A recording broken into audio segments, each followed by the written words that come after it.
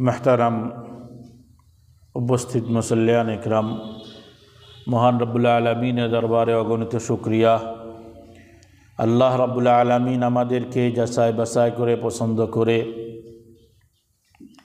সৈয়দুল আইয়ামে সৈয়দুল মাকান তথা তার ঘর মসজিদে এসে তার ইবাদত করার তৌফিক দান করেছেন, তার কুদরতি পায়ে গোলামির সেজদা করার তৌফিক দান করেছেন। সাথে সাথে কিছু দিনই কথা বলা শোনা বোঝার তৌফিক দান করেছেন। এজন্য একবার কালিমাতু শুকর আদায় করি আলহামদুলিল্লাহ। আমরা ঈমানের পরে সর্বোৎকৃষ্ট ইবাদত নামাজ নিয়ে আলোচনা শুরু করেছিলাম। যেই নামাজের সূচনা স্বরূপ আমরা মসজিদের ফাজাইল এবং আজানের গুরুত্ব এ সম্পর্কে আলোচনা আমাদের অতিবাহিত হয়েছে। নামাজের গুরুত্ব কি পরিমাণ, কতটুকু, এটা আসলে একজন মুমিনকে আলাদা করে বোঝানোর কোনো প্রয়োজন নেই। নামাজের পূর্বে সবথেকে বড় একটা শর্ত হলো তাহারাত বা পবিত্রতা অর্জন করা। তো পবিত্রতা অর্জন নামাজের জন্যই শুধু শর্ত নয়, একজন মুমিনের পরিচয় যে সে পবিত্র থাকবে। অনেক সময় দেখেন তাবলিগওয়ালারা যখন গাছতে যায়, তো যখন ভালো মতন মাকড়সার জালের মতন আটকায় ধরে যে আমাদের সাথে মসজিদে আসতে হবে, গাছতে যাওয়ার পরে যে যখন আসে তখন ধরে, তখন ওসিলা দেয়। দেখবেন বিভিন্ন ওসিলার মধ্যে একটা ওসিলা দেয় যেটার সম্মুখীন আমি নিজে হয়েছি, দেখেছি। আমার শরীরটা এখন আর পাক নাই, সামনে যাব, আগামীকাল যাব। একজন মুসলমান তার শরীর পাক থাকে না কি করে? আমি ছাত্র জামানায় একজন চৌধুরীপাড়া মাদ্রাসায় আসছে, মাদ্রাসার সিঁড়ি আর মসজিদের সিঁড়ি একসাথে। এরকম হয় না যে সিঁড়ি দিয়ে ওঠার পরে এদিকে মসজিদ আর এদিকে বিল্ডিং, একই সিঁড়ি। এবং সে মাদ্রাসা একটা কাজে আসছে, সিঁড়ি দিয়ে উঠবে না। বললাম আপনি চলে যান, এই পাশে হুজুর আসে, উঠে যান। কেন উঠবো না? আমার শরীর পাক না। আমার শরীর কি না? পাক না। হয়তো সে মশলাটা জানে যে জুনুবি অবস্থায় মানে গোসল ফরজ হয় এমন না পাক অবস্থায় হয়তো মসজিদে ঢুকাতে যায় না, মশলাটা হয়তো সে জানে। তা আমি আশ্চর্য হলাম যে সে হয়তো মশলাটা জানে, এই জন্য সে আমল করতেছে না। এখন এই ভর দুপুরে, এই জোহরের পরের ঘটনা, ভর দুপুরে সে নাপাক, এই জন্য সে মসজিদের সিঁড়ি দিয়ে উঠতে পারবে না। একজন মুসলমান তো নাপাক থাকার কথা না, একজন মুমিন তো নাপাক থাকার কথা না। দুই দৃষ্টি, এক দৃষ্টিতে যে আসলে সে খুব ভদ্র, সে মসজিদকে সম্মান করতেছে। খেয়াল করবেন সে কী করতেছে? মসজিদের সম্মান করতেছে, যে মসজিদের সিঁড়িতে উঠবো কী করে, আমি তো নাপাক। সে মসজিদকে সম্মান করলো, কিন্তু তিনি যে একজন মুমিন সে নিজেকে কিন্তু সম্মান করে নাই। অথচ নিজেকেও নিজে সম্মান করা জরুরি, জানেননি? এটা নিজেকে ছোট করতে হবে আল্লাহর সামনে, যে আমি বিনয়ী হব, কিন্তু নিজেকে অসম্মান করা যাবে না। এখন আপনি নাপাক থাকলেন, নাপাক থাকা অবস্থায় আপনার কাছে রহমতের ফেরেশতারা আর নাই। তা আপনি এই মশলা বুঝলেন যে নাপাক অবস্থায় মসজিদে ঢোকা যায় না, তো নাপাক অবস্থায় আমার কাছে রহমতের ফেরেশতা আসে না, এই মশলাটা বুঝলেন না? আমার কথা বুঝছেন তো আপনারা? তো এই জন্য পবিত্রতা এটা শুধু নামাজেরই শর্ত নয়, এটা একজন মুমিনের সিফাত, গুণ। যে যখনই সে নাপাক হয়ে যায়, অজু করছে, ইস্তেঞ্জা করছে, তো সে উজু করে নেবে। কারণ অজুর মাধ্যমে একটা, তো আমি এর আগে তাহারাত নিয়ে আলোচনা করেছি, এই জন্য আমি বিস্তারিত বলতেছি না। কারণ ওযু বা পবিত্র থাকার দ্বারা আল্লাহ তাআলার পক্ষ থেকে চেহারার মধ্যে এক গায়েবী নূর সৃষ্টি করে দেওয়া হয়, গায়েবী নূর সৃষ্টি করে দেওয়া হয়। আর পবিত্র অবস্থায় মৃত্যুবরণ করলে রহমতের ফেরেশতারা এসে জান কবজ করে। মানে আজরাইলের সাথে যে ফেরেশতারা থাকে, দুই প্রকারের ফেরেশতা থাকে, তো আগে একদিন আলোচনা করছি। এখন আপনারা যদি দুর্বল ছাত্র হন, আমার তো কিছু করার নেই। রহমতের ফেরেশতা যারা জান্নাতের ফুল নিয়ে, রাইহান ফুল নিয়ে কী করে, যান রূহ কবজ করতে আসে। আর এক দল থাকে কি, আগুনের মুগুর নিয়ে আসে, দুই গ্রুপ না, আযাবের ফেরেশতা, রহমতের ফেরেশতা। তো পবিত্র অবস্থায় যদি কেউ, সবসময় যারা পবিত্র থাকে, এই পবিত্র অবস্থায় যদি রূহ কবজ হয় তো সাধারণত তাকে নিষ্পাপ করে ক্ষমা করায় এরপরে নেওয়া হয়, রহমতের ফেরেশতারা তার জন্য আসে। এই জন্য তহারাত নিয়ে দীর্ঘ আলোচনা কেন করলাম না, কারণ এই সম্পর্কে আলোচনা আমি বিস্তারিত একবার করেছি, 1 বছর বা 1.5 বছর হয়েছে হয়তো, এখানেই করেছি আলোচনা। নামাজ এর গুরুত্ব কতটুকু, এক কথায় যদি আমি বলি যে একমাত্র ইবাদত, খুব খেয়াল করেন, একমাত্র ইবাদত যেটাকে ডাইরেক্ট দেওয়া হয়েছে কোনো ওহী ছাড়া, সুবহানাল্লাহ, একমাত্র ইবাদত, সব ইবাদত আসছে জিবরিলের মাধ্যমে, তাই না? ওহী যত আসছে, ইকরা বিসমি রব্বিকাল্লাযী খালাক থেকে যে শুরু হইলে ওহী আসা, ওহী আসতেছে সব হয় জিবরিলের মাধ্যমে, নইলে স্বপ্নের মাধ্যমে রাসূলের কাছে ওহী আসতেছে। কিন্তু একমাত্র ইবাদত, ঈমানের পরে সবথেকে গুরুত্বপূর্ণ ইবাদত নামাজ, এই নামাজকে আল্লাহ তাআলা ডাইরেক্ট দিয়েছেন, ডাইরেক্ট দিয়েছেন। এতেই বুঝে আসে যে নামাজের গুরুত্ব কী পরিমাণ। এই যে মেরাজের মাস তো চলতেছে, তাই না? মেরাজের মাস চলতেছে, এটাই শেষ জুম্মা, আগামী জুম্মাটা শেষ জুম্মা, অর্থাৎ এই সপ্তাহের মধ্যেই 27 তারিখ পড়ে যাবে, মঙ্গলবার বা বুধবার মনে হয় পড়বে। তো আপনারা মেরাজের কী কী আমল করেন? আমল করেন তো আপনারা নাকি? মেরাজের কী আমল করেন আপনারা জানা আসেনি? অনেকে তো কত রকম আমল করে। মেরাজে সবথেকে বড় আমল হলো নামাজ। মেরাজে সবথেকে বড় আমল কি? নামাজ। 5 ওয়াক্ত নামাজি হয়ে যাও, এটাই মেরাজ। আসসালাতু মেরাজুল মুমিন, এটা কিন্তু হাদিস না, এটা মাকুলা। মাকুলা বলা হয় হলো বড়দের কথা। বড়দের কথা কেন, বড়দের কথা এভাবে কেন আসলো? তারা এই মাকুলার ভিতরে যে হিকমতটা বর্ণনা করে, যে রাসূল করিম সাল্লাল্লাহু আলাইহি ওয়াসাল্লাম যখন আল্লাহর খুব কাছে চলে গেছেন, খুব কাছে চলে গেছেন, এবং দুজনের মধ্যে কথোপকথন হলো আত্তাহিয়াতু লিল্লাহ, এটাও হাদিসে নাই, এটাও ফিকহের কিতাবে বলা হয়েছে যে আত্তাহিয়াতু লিল্লাহ নামাজের ভিতরে যেটা আছে, শেষ বৈঠকে আমরা যেটা পড়ি, শেষ বৈঠক এবং দ্বিতীয় বৈঠকে যেটা পড়ি আমরা তাশাহুদ, এটা আল্লাহ রসুলের কালাম। ওই সময় যে কথোপকথনটা হয়েছিল, সেই কথোপকথন যে রসুল যায় আল্লাহকে সম্বোধন করলেন আত্তাহিয়াতু লিল্লাহি ওয়াস সালাওয়াতু ওয়াত তাইয়্যিবাতু, তো এইটুক বলার পরে আল্লাহ তাআলা বললেন আসসালামু আলাইকা আইয়ুহান নাবিয়্যু, যে হে নবী আপনার উপরে সালাম। তো রসুল বললেন আল্লাহ সালাম শুধু আমি একা কেন, বরং সালাম আমার পুরা উম্মতকে দাও। তখন বলতেছে আমি একা সালাম দিলাম না, আসসালামু আলাইনা ওয়া আলা ইবাদিল্লাহিস সালিহিন। উম্মতের দরদ বুঝছেন নি? আল্লাহ সালাম দিলে শুধু নবীকে, নবী সালাম দিলেন কিসের উপরে? শুধু নিজের উপরে না, পুরা উম্মতের উপরে, যে আল্লাহর সালাম আমি পুরা উম্মতের উপরে দিয়ে দিলাম। এখনকার আল্লাহ আমার এত কাছে নিয়ে আসলেন, আমার বোন চায় আমার উম্মত আপনার এত কাছে আসুক, আমার মন চায় আপনার উম্মতে, বড়দের কথা এগুলো, যে আপনার আমার উম্মত যেন আপনার কাছে আসে। তো আল্লাহ তাআলা বললেন হ্যাঁ, তুমি যত কাছে আসছো এরকম কাছেই তোমার উম্মতও আসবে। আমি একটা তোহফা, হাদিয়া তোমার উম্মতকে দিতেছি, এই হাদিয়া যদি তারা গ্রহণ করে, এই হাদিয়া গ্রহণ করার মাধ্যমে তোমার উম্মত আমার তত কাছে আসবে যত কাছে তুমি আসো। সেই তোহফাটা হলো 5 ওয়াক্ত নামাজ। কয় ওয়াক্ত? 5 ওয়াক্ত। আসলে কত ছিল? 50। 50 ওয়াক্ত তো নিয়ে আসছেন। গত বছর বিস্তারিত আলোচনা করেছিলাম 3-4 জুম্মা দিয়ে আমি মেরাজের উপরে, এই জন্য মেরাজের দিকে যাচ্ছি না, মূল নামাজের মূল গুরুত্বটা তুলে ধরতেছি।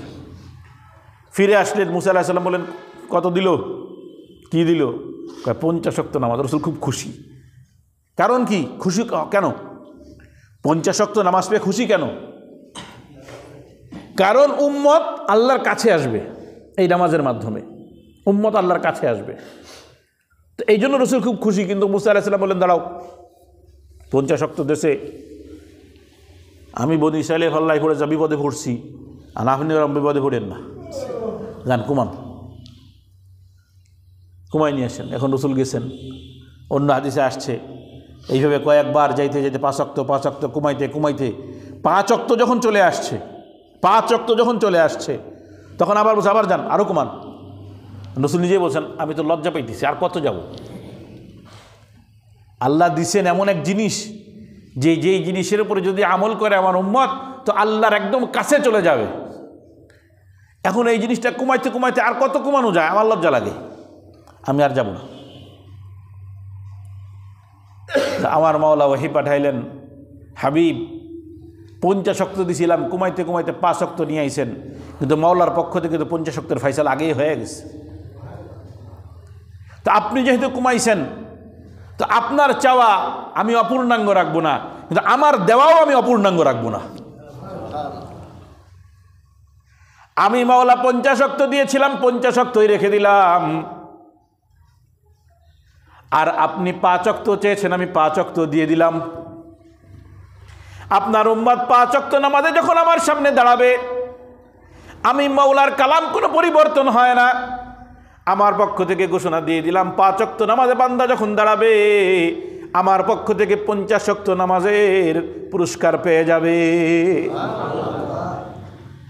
আমি মাওলার কালাম কখনো পরিবর্তন হয় না, আর আপনার চাওয়া কখনো অপূর্ণাঙ্গ থাকবে না। হাবিব চাইছে, অপূর্ণাঙ্গ থাকে কি করে? আপনি যেহেতু চাইছেন, আপনি চাইলে তো আমি কোনো সময় না করব না। এমন হাবিবের হাবিব আল্লাহ তাআলা আমাদেরকে মিলাইছেন, যখন কথা বলতে মন চাইছে সরাসরি নিয়ে গেছেন নিজের কাছে, নিজের সাথে কাছে নিয়ে যেয়ে খুব মজা করে কথা বলছেন। আত্তাহিয়াতু লিল্লাহি ওয়াস সালাওয়াতু ওয়াত তাইয়্যিবাতু আসসালামু আলাইকা আইয়ুহান নাবিয়্যু ওয়া আলা আসসালামু আলাইনা ওয়া আলা ইবাদিল্লাহিস সালিহিন। দুজনের প্রেমের আলাপ জুড়ে দিয়েছেন। ওই প্রেমের আলাপের মধ্যেও আমার হাবিব তার উম্মতের কথা বলে নাই। আয় হায় হায়, পুরা মক্কা যখন আমার হাবিবের দুশ্মন, আল্লাহর পক্ষ থেকে ঘোষণা আসলো, কষ্ট নিয়েন না, ওয়ালা সাউফা ইউতিকা রাব্বুকা ফাতারদা, এত দেওয়া দেব যে আপনি খুশি হয়ে যাবেন। কোন কোন মুফাসসিরিন ইকরাম বলেছেন এরপরে মেরাজের ঘটনা এটা ঘটছে, আর কেউ কেউ বলেছেন না না, এটা কিয়ামতের সময় একবারে ঘটবে, যে মাওলার সাথে যখন আল্লাহর রসুলের কথা হবে, আমার হাবিবের কথা হবে, তখন বলবে মাওলা তুমি তো বলেছিলে আমাকে খুশি করবা, এখনো খুশি হন নাই? কয় না না মাওলা, এখনো খুশি হই নাই। যতক্ষণ পর্যন্ত আমার একটা উম্মত জাহান্নামে থাকবে, তোমার হাবিব খুশি হতে পারে না। উম্মতের দরদ নিয়ে পুরা জিন্দেগি উম্মতি উম্মতি করে চলে গেল, আর সেই উম্মত হাবিবকে ভুলে বসে আছে, হাবিবকে ভুলে বসে আছে। মেরাজের সবথেকে বড় শিক্ষা, গোলাম হয়ে যাও। মেরাজের সবথেকে বড় আমল, নামাজি হয়ে যাও। আমার কথা বুঝছেন তো? সারা জিন্দেগি মনে রাখবেন এটা, যত বক্তা যত প্রকারের রস করুক না কেন, মেরাজের দিনের কোনো আমল নাই, রাতের কোনো আমল নাই। কি নাই? ওই যে রোজা রাখে না, কারা কারা রোজা রাখে, দিনেরও কোনো আমল নাই, রাতেরও কোনো আমল নাই। এটা উম্মতে মুহাম্মাদির এক, শুধু আমার হাবিবের না। মেরাজে গেছেন কে? রসুল নিজে, আমরা তো যাই নাই। কিন্তু এটা এমন এক ফজিলত যে মেরাজের মাধ্যমে শুধু রসুলকে ফজিলত দেওয়া হয় নাই, বরং উম্মতে মুহাম্মাদিকে ফজিলত দেওয়া হয়েছে, উম্মতে মুহাম্মাদিকে ফজিলত দেওয়া হয়েছে। এই জন্য মেরাজের রাত আমাদের কাছে ভাব গাম্ভীর্যপূর্ণ একটা রাত, কথা ঠিক, আমাদের কাছে খুব মূল্যবান এক রাত। কিন্তু ওই মেরাজের রাতের শিক্ষা হলো গোলাম হও, আর আমল হলো নামাজি হও। সুবহানাল্লাযী আসরা বিআবদিহি সুবহানাল্লাযী আসরা বিআবদিহি লাইলাম মিনাল মাসজিদিল হারাম ইলাল মাসজিদিল আকসা। আল্লাহ তাআলা আমার হাবিবের এই মেরাজের বর্ণনা দিলেন। মেরাজের বর্ণনা কেমনে দিলেন? সুবহানাল্লাযী আসরা বিআবদিহি, বিহাবিবিহি বলে নাই। ওই পুত পবিত্র মহান আল্লাহ যিনি তার বান্দাকে সফর করিয়েছেন, কি করেছেন? সফর করিয়েছেন। এখানে বান্দা বলছে, বলে নাই তার নবীকে, বলে নাই তার রসুলকে, বলে নাই তার হাবিবকে। এ কথা বুঝাইলেন আল্লাহ তাআলা যে আমার কাছে সবথেকে প্রিয় ভাজন বক্তব্য, প্রিয় ভাজন পরিচয়, প্রিয় ব্যক্তিত্ব, ওটা হলো গুলামির ব্যক্তিত্ব। কিসের ব্যক্তিত্ব? গুলামির ব্যক্তিত্ব। তো রসুলকে নিলেন মাটি থেকে নিয়ে আসমান, 7 আসমান পার করে, জান্নাতুল মাওয়া পার করে আর সে মুআল্লায় নিয়ে গেলেন, কিন্তু সেখানে মহাব্বত প্রকাশ করলেন আবদিহি শব্দ দিয়ে। কারণ আমার হাবিব এখানে আসার পরে যেই শরফ, যেই মর্যাদা অর্জন করেছে, এই মর্যাদা আমি পুরা উম্মতকে দিব নামাজের মাধ্যমে। আর নামাজ হলো গুলামি প্রকাশ করার সব থেকে বড় মাধ্যম। আবার বলেন, নামাজ হলো গুলামি প্রকাশ করার সব থেকে বড় মাধ্যম। কারণ গোলামের কাজ হলো মাথা ঝুঁকানো, আর এমন একটা ইবাদত নামাজ, আমাদের 5 ওয়াক্ত নামাজেই শুধু নয়, যতবার আমরা নামাজে দাঁড়াই মাওলার সামনে মাথা ঝুঁকাই দেই। এই জন্য ইসরা মেরাজের শিক্ষা হলো গোলাম হয়ে যাও, সম্পূর্ণরূপে গোলাম হয়ে যাও। আর যদি মেরাজের কোনো আমল দরকার হয়, তোমার প্রয়োজন হয়, সেটা হলো 5 ওয়াক্ত নামাজ নিয়মিত আদায় করো।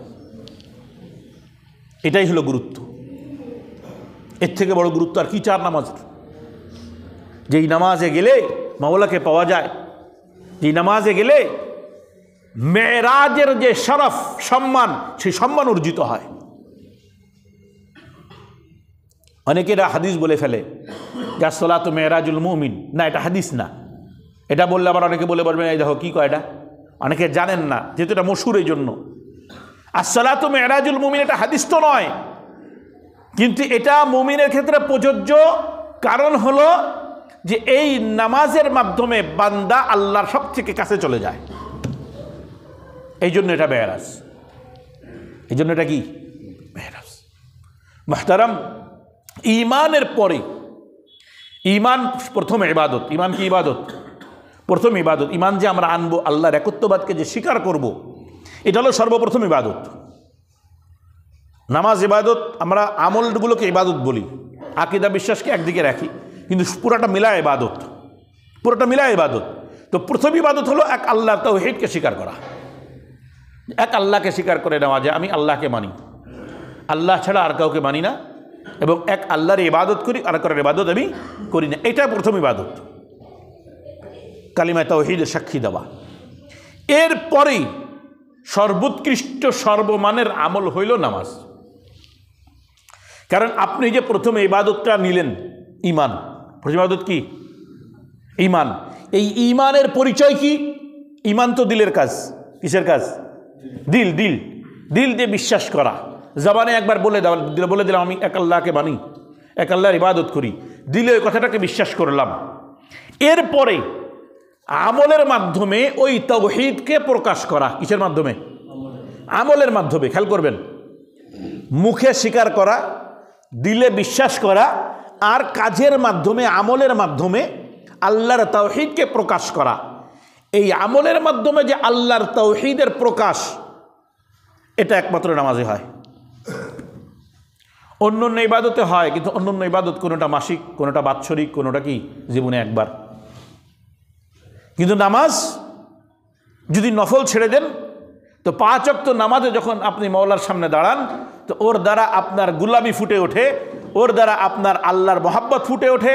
আল্লাহর সামনে আপনি যে মুমিন, এই মুমিনের আলামত হিসেবে ওই নামাজ হলো।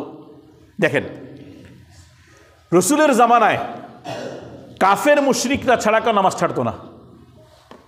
কাফের মুশরিকরা ছাড়া কেউ কি করতো না? মুনাফিকরা নামাজ পড়তো। কারণ কি? কারণ মুমিনের আলামত হলো মসজিদে যাওয়া। এই জন্য কী করতো? সব মসজিদের আজান হলে মসজিদে যাইতো, যে আমি মুসলমানের দেখাইতে হবে, আমি মুমিন এটা দেখাইতে হবে। কথাটা বুঝে আসে নাই? মানে মুনাফিকদের দিকে লক্ষ্য করে বলছে, মুমিনরা তো এমনি নামাজ পড়বে, 5 ওয়াক্ত নামাজ মসজিদে যেয়েই পড়ে। একমাত্র কাফের তারা মসজিদে আসতো না, এটা প্রমাণ হয়ে যাইতো সে কিনা মুমিন না। এর আগে আজানের আলোচনার মধ্যে আমি বলেছিলাম যে আপনার আল ফারকু বাইনাল মুমিনি ওয়াল কাফিরি তারকুস সালাত, যে কাফের মুমিনের মধ্যে পার্থক্য হলো নামাজ তরক করা, নামাজ ছেড়ে দেওয়া। তো এই জন্য আমি যে মুমিন তার আলামত হলো কি? নামাজ। এবং ঈমানের পরে সর্বোৎকৃষ্ট এবং গুরুত্বপূর্ণ আমল হলো নামাজ। এটা মাথার মধ্যে ভালো করে ঢুকাই নিতে হবে। অনেক সময় কেউ আলোচনা হয়তো তার অন্য কোনো দিকে প্রাধান্য দেওয়ার জন্য বলে ফেলতে পারে অন্য কিছু, যে ঈমানের পরে সব থেকে বড় হলো জিহাদ, কেউ বলতে পারে। তো গুরুত্বপূর্ণ হওয়ার দিক থেকে বলতে পারে, কিন্তু সিরিয়াল বাই সিরিয়াল যদি ধরতে হয় তাহলে সেক্ষেত্রে এটাই ধরতে হবে। যেমন মুশরিকদের ব্যাপারে আল্লাহ তাআলা বললেন, ফাইন তাবু ওয়া আকামুস সালাতা ওয়া আতুজ যাকাতা ফা ইখওয়ানুকুম ফিদ্দীন, সূরা তাওবার 11 নম্বর আয়াত। যে যদি মুশরিকরা তওবা করে ফিরে আসে, মানে ঈমান আনে, তারা তওবা করলে তো শুধু তওবা করলে হবে না, ঈমান আনতে হবে না। যারা শিরিক করে অমুসলিম তারা কি শুধু তওবা করলে হবে? তওবা তওবা হয়, মুখে দুই পাশে থাবা দিয়ে তওবা করবে, তওবা করলে হবে না। এখানে উদ্দেশ্য হলো, এখানে তওবা দ্বারা উদ্দেশ্য হলো ফিরে আসে, ঈমানের দিকে ফিরে আসে। ফিরে আসার পরে শুধু ফিরে আসলেই হবে না, ওয়া আকামুস সালাতা ওয়া আতুজ যাকাত, নামাজ কায়েম করে, যাকাত আদায় করে, তাহলে তাদের হুকুম কি? ফা ইখওয়ানুকুম ফিদ্দীন, তো জেনে রাখো তারা তোমাদের দ্বীনি ভাই, তারা তোমাদের। তো দ্বীনি ভাইয়ের পরিচয় নামাজ, আর ঈমানের পরে পরিচয় হলো নামাজ। ঈমানের পরের পরিচয় নামাজ, আবার আমি আপনি দ্বীনি ভাই, পরিচয় হলো নামাজ। আমার কথা বুঝছেন তো? হ্যাঁ, এই জন্য দেখেন সবথেকে মশহুর হাদিসটা আমি খুতবার মধ্যে তেলাওয়াত করেছি, বুনিয়াল ইসলাম আলা খামস, ইসলামের ভিত্তি হলো 5টি। কয়টি? 5টি। ইসলামের ভিত্তি কয়টি? 5টি। এই হাদিসের মধ্যে একটা তুলনা করা হয়েছে। এই যে আমাদের বিল্ডিংটা দাঁড়ায় আছে, এখানে আছে 2টা 3টা পিলার, আর ওই পাশে আরও 2টা, মানে 5টা, আর এই পাশে আরও আছে। ধরেন এই 5টা পিলার, উদাহরণস্বরূপ 5টা পিলারের উপরে দাঁড়ায় আছে। তো ইসলামটা হলো এই ছাদের ন্যায়, ইসলামটা হলো এই ছাদের ন্যায়, এই ঘরটা দাঁড়ায় আছে 5টা পিলারের উপরে। বুনিয়াল ইসলাম আলা খামস, এই ভিত, এই ইসলাম প্রতিষ্ঠা হয়েছে 5টা ভিতের উপরে। 1 নাম্বার শাহাদাতি আল্লাহ ইলাহা ইল্লাল্লাহ ওয়া আন্না মুহাম্মাদান আবদুহু ওয়া রাসূলুহু, একটা ভিত। এটা কি? কালেমা, ঈমান। খেয়াল করছেন তো? প্রথম ভিত হলো এটা, যে মুসলিম যদি হতে হয় 5টা ভিত আগে লাগবে। সে 5 ভিতের মধ্যে 1 ভিত কি? কালিমা। এরপরে ওয়া ইকামিস সালাত, ঈমানের পরে কি আনছে? নামাজ আনছে। 2 নম্বরে কি আনছে? নামাজ আনছে। এখান থেকে সমস্ত উলামা একরাম, সমস্ত উম্মত একমত যে ঈমানের পরে সর্বপ্রথম যেই আমলটা আসবে সেই আমলটা হলো নামাজ। আপনি ঈমান আনার পরপরই আপনার পরিচয়, আপনি যে একজন মুসলমান, শুধু নামে দিলাম আব্দুল্লাহ, নামে আব্দুল্লাহ হয়ে গেছে, কামে আর আব্দুল্লাহ হয় না। আব্দুল্লাহ মানে আল্লাহর বান্দা, নাম তো দিয়ে দিয়েছে আব্দুল্লাহ, কিন্তু আর আব্দুল্লাহর কাজ হয় না তার থেকে। তো নামে মুসলমান তো অনেকেই আছে। তো আমি যে মুসলমান, তো আমার দিলের ভিতরে যেমন লা ইলাহা ইল্লাল্লাহর কালিমা থাকতে হবে, ঠিক শরীর অঙ্গ প্রত্যঙ্গেও লা ইলাহা ইল্লাল্লাহ আলামত থাকতে হবে, আর সেই আলামতটা হলো নামাজ। সে আলামতটা কি? দেখেন মুআয বিন জাবাল রাদিয়াল্লাহু তাআলা আনহুকে রাসূল করিম সাল্লাল্লাহু আলাইহি ওয়াসাল্লাম যখন ইয়ামানে পাঠালেন, গভর্নর নিযুক্ত করলেন ইয়ামানে, তখন যে নসিহতগুলো করেছিলেন তার মধ্যে নসিহতটা কি ছিল? ইন্নাকা তাকদামু আলা কওমি আহলিল কিতাব, তুমি যাচ্ছ আহলে কিতাবদের অঞ্চলে। ওটা আহলে কিতাব অঞ্চল ছিল, খ্রিস্টান অঞ্চল ইয়ামান। যে তুমি কিন্তু যাচ্ছ আহলে কিতাব অঞ্চলে, ওখানে খ্রিস্টান অঞ্চল। তো ফালিয়াকুন আউওয়ালা মা তাদউহুম ইলাইহি ইবাদাতুল্লাহ, তোমার সর্বপ্রথম কাজ হবে তাদেরকে আল্লাহর দিকে ডাকা, আল্লাহর ইবাদতের দিকে ডাকা। প্রথম ইবাদত তো ঈমান। তো আগে আল্লাহর ইবাদতের দিকে তাদেরকে ডাকো, আল্লাহকে চিনাও, আল্লাহ কি জিনিস। প্রথম যে ওহী আসছিল, ইকরা বিসমি রাব্বিকাল্লাযী খালাক, পড়ুন আপনার রবের নামে যিনি খালাক, সৃষ্টি করেছেন। এখানে খেয়াল করেন, রবের নামে পড়বে, কথা ঠিক। রবটাকে রবের নামে পড়বো আমি, প্রথম ওহী, একেবারে প্রথম ইসলামী শরীয়ত শুরু হলো। ইকরা বিস্মি রাব্বিকাল্লাযী খালাক, পড়ুন আপনার প্রভুর নামে, রবের নামে। রবটাকে আল্লাযী খালাক, এই পরিচয়, যিনি সৃষ্টি করেছেন, যিনি সৃষ্টিকারী উনিই প্রভু, অন্য কেউ প্রভু হতে পারে না। তাহলে ইবাদতের ক্ষেত্রে রবকে আগে চিনতে হবে। ইবাদতের ক্ষেত্রে রবকে আগে কি করতে হবে? চিনতে হবে। রাসূল বলে দিলেন, মুআজ যখন ইয়ামানে যাবা, আহলে কিতাব তাদেরকে আগে আল্লাহরে চিনাও। কি করো? আল্লাহকে চিনাও, যে আল্লাহ কে। ফাইদা আরাফুল্লাহ, যখন তারা আল্লাহকে চিনবে, খুব খেয়াল করবেন, যখন তারা আল্লাহকে চিনে যাবে, ফাআখবিরহুম আন্নাল্লাহ ফারাযা আলাইহিম খামসা সালাওয়াতিন ফি ইয়াউমিহিম ওয়া লায়ালিহিম, যে তাদেরকে এবার সংবাদ দিয়ে দাও যে আল্লাহ তাআলা তাদের উপরে দিন রাতে 5 ওয়াক্ত নামাজ ফরজ করছেন। তাহলে আগে আল্লাহরে চিনাইলো, আগে আল্লাহকে কি কেন? মানে ইমান আনবেন। আল্লাহকে রাচেন, ইমান আনিনি তো আল্লাহর একত্ববাদকে চিনলাম, আল্লাহকে জানলাম, জানার পরে এরপরে প্রথম কাজটা কি করবা? তাদেরকে সংবাদ দাও দিনে রাত্রে আল্লাহ তাআলা দিন রাত মিলায়া তাদের উপরে 5 ওয়াক্ত নামাজকে ফরজ করছেন। তো এইখানেও এই হাদিস স্পষ্ট বলে দিল, আগের আয়াত ইসলামের মূল ভিত 5টি, তার ভিতরে এবং এই যে নসিহত রাসূলের, সব মিলায় দেখা যায় ঈমানের পরে সর্বপ্রথম যে আমলটা আমার আপনার কাছে আসবে সেটা হলো নামাজ। ইসলাম হলো একটা দেহের মতন। কিসের মতন? পুরো একটা দেহ। এতক্ষণ তো উদাহরণ দিলাম ঘর দিয়ে, তাই না? রাসূল যেটা দিয়েছেন। আর এবার আমরা একটা উদাহরণ নিই, পুরা ইসলাম একটা দেহ, পুরা ইসলাম।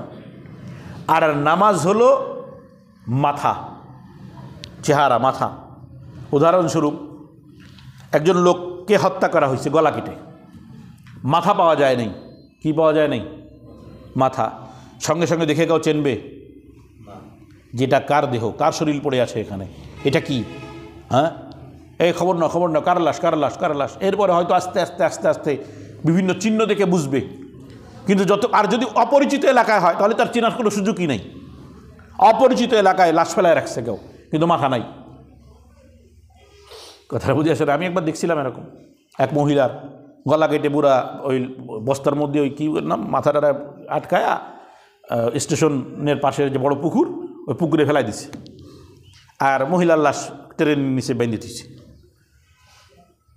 এমনভাবে যাতে চলে যায়। তো যাই হোক, আমরা তখন ছোটো ছিলাম, তো কেউ চেনে না, যাই হোক মাথা পাওয়া গেছে পরে। এরপরের থেকে আর পুকুরে গোসল করতে যেতাম না ভয়তে, ছোটো ছিলাম তো। মানে আর ওই সময় আব্বা আম্মা ভয় দিত খুব, এই যাক দেখছিস ওর ভিতরে মাথা পাওয়া গেছে। যাই হোক মোহতারাম, তো মাথাটা হলো আসল পরিচয় বহন করে, আমার চেহারা, আমার ফেস, এটা হলো চেহারা, আমার মূল পরিচয় বহন করবে। এটা কে? তো আপনি মুমিন, আমি যে মুসলমান, আমার এই মুসলমান নামক যে বডিটা, এই বডিটার পরিচয় হলো নামাজ, যেটা হলো ইসলামের মাথা। ইসলামের কি? মাথা। কথাটা বুঝছেন তো? আর এই মাথার মধ্যে যে মগজ মূল, যার দ্বারা পুরো দেহটা চলে, এটা হলো কালিমা। এখন নামাজ যদি ছুটে যায় কোনো মুসলমানের, নামাজ যদি না চলে, তাহলে এই দেহটা পরিচয়হীন হয়ে থাকবে। যাকাতও দিলেন, হজও করলেন, ওইদিকে নামাজ পড়ে না। একদিন আপনাদেরকে শোনাইছি তো যে কুরবানির দিনে আমরা যখন কাজ করতে যাইতাম, ওই যে ছাত্ররা কাজ করতে যায় না ছুরি টুরি নিয়ে, কারণ আমি তো আমার এলাকার আমির, তো আমির হিসেবে আমরা ওই খুতবা যখন হয়ে যায়, খুতবার পরে তো দোয়া হয়, তো আমাদের কাজ থাকতো, আমাদের আগে নির্দেশনা দেওয়া থাকতো যে খুতবার পরে, যেহেতু খুতবা মানে শেষ, ঈদের নামাজ শেষ, এরপরে দোয়াটা হলো অতিরিক্ত। তো ছাত্ররা বের হয়ে আসতো মসজিদ থেকে বা ঈদগাহ ময়দান থেকে, বের হয়ে এসে বিভিন্ন এলাকা দখল করতে হইতো। নাহলে অনেক মাস্তান আসতো বা অন্য দল আসতো, অন্য মাদ্রাসা আসতো, প্রতিযোগিতা হয় যেহেতু ওই সময়, সে সময় চামড়ার মূল্য ছিল বেশি। তো এখন আমার যে দায়িত্ব যেখানে ছিল, সেখানে এসে দেখি এক লোক লুঙ্গি পরা, ভালো একটা কোট, এই শার্ট পরা, এই দাড়ি, বয়স্ক মতন মানুষ দাঁড়ায় আছে। এখন কথা হলো যে আমি তো বেরোলাম সবার আগে, এই লোক কখন ঈদগাহতে বেরোলো, আর বেরোয় কখন কাপড় পাল্টালো, কখন লুঙ্গি পড়লো, আর কখন কাপড় পড়লো, আমি বুঝে উঠতে পারি নাই। এদিকে আবার কুরবানির গরু, তারা কুরবানির গরু আছে আবার, আগে দিন শোনাইছিলাম মনে হয়। তো যাক, পরবর্তীতে তার প্রতিবেশীর কাছে শুনলাম যে ওই লোক ঠিক মতন কুরবানিও দেয়, হজও গেছে, কিন্তু নামাজ এক ওয়াক্ত পড়ে না। নাস্তিক্য মানসিকতার, কিন্তু মুসলমান নাম তো, এই জন্য হজও করতে পারছে আর কুরবানি প্রত্যেকবার বড় বড় ধরে কুরবানি, টাকাওয়ালা বড় বড় কুরবানি মারে। কথাটা বুঝছেন তো? তো আসলে যেই চেহারা ফেস ইসলামের, সেই ইসলামের ফেস নামাজ নাই, তো মানুষ কেমনে চিনবে? আমি বের হয়ে থতবত খেয়ে গেলাম, কি ব্যাপার, আরে এই লোকটা তো ঈদগায় ছিল না, ঈদের নামাজ এখানে তো ছিল না, তো সেবার কুরবানি দেবে দেখতেছি। কথাটা বুঝে আসে নাই?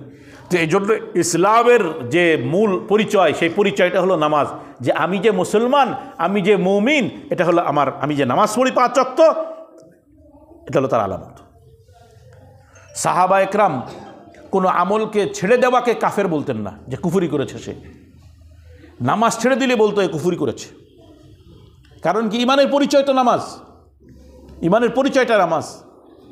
এই জন্য মুহতারাম, নামাজের গুরুত্ব স্বয়ং রাসূল করিম সাল্লাল্লাহু আলাইহি ওয়াসাল্লাম, দেখেন একটা কথা কত সুন্দর মিল, যে সর্বপ্রথম যে ইবাদতটা আসছে ইসলামে, প্রথম তো ইমান, ইমানের পরে সর্বপ্রথম ইবাদত আসছে কিন্তু নামাজ। খেয়াল করে দেখেন, এর আগে কোনো ইবাদত ছিল না, ইমান আসার পরেই নামাজ আসছে।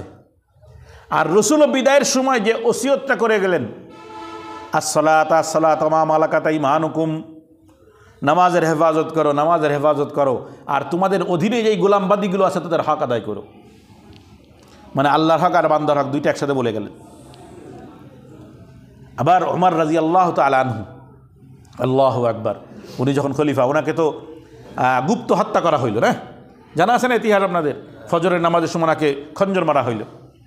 তো উনি যখন খঞ্জর মারছে, মারার সাথে সাথে উনি পড়ে গেছেন। তো পড়ে গেলে উনি, এখন স্বাভাবিক সবাই তো ধরাধরি করবে, খলিফা, ইসলামী অর্ধ জাহানের বাদশাহ বলা যায় তাকে, সবাই দৌড়ে আসছে, বলছে সবাই থামো, আগে নামাজ আদায় করো।